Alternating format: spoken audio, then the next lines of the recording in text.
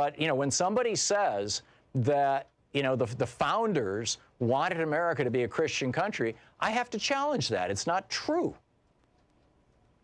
Well, I mean, if you look back into history, it kind of looks that way, actually. Twice in the Constitution. In the Constitution, Josh, twice it says once there should be no religious test for office, and once that freedom of religion, and including freedom from religion, shall be absolute. I mean, you know, you've got the Establishment Clause and you've got the First Amendment to the Constitution.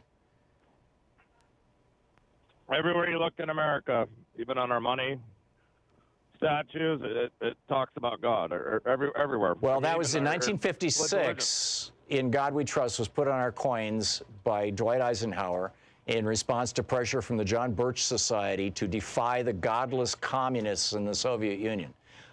You're right. In God We Trust is on our money. But the founders never put it on our money. They put a goddess on our money. They invented a goddess. I mean, that's as pagan as you can get.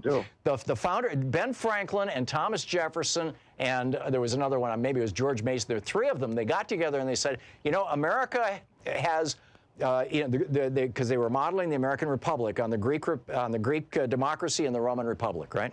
And they said, you know, the Greeks had gods and goddesses, the Romans had gods and goddesses. We have gods, male gods, right? The religion, the Christian and Jewish gods, but we have no goddesses. So let's invent a goddess for the United States. And they literally invented a goddess out of whole cloth. They named her after the guy who discovered the continent, Columbus. And they put her on the top of the Capitol building. They said that no building in Washington, D.C. could be taller than her head. Her name is Columbia. Columbia Rising, you know, they put her on our currency. She has been on the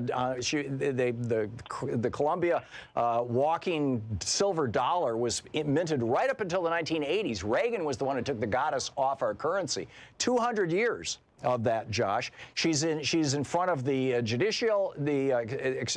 Department of Justice. John Ashcroft covered up her naked breast, remember, famously.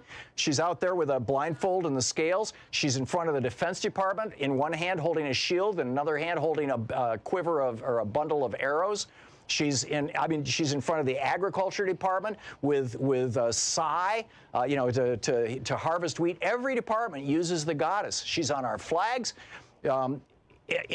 They named the center of government for the United States after the goddess. They said and this district is going to be dedicated to Columbia, the goddess, the District of Columbia.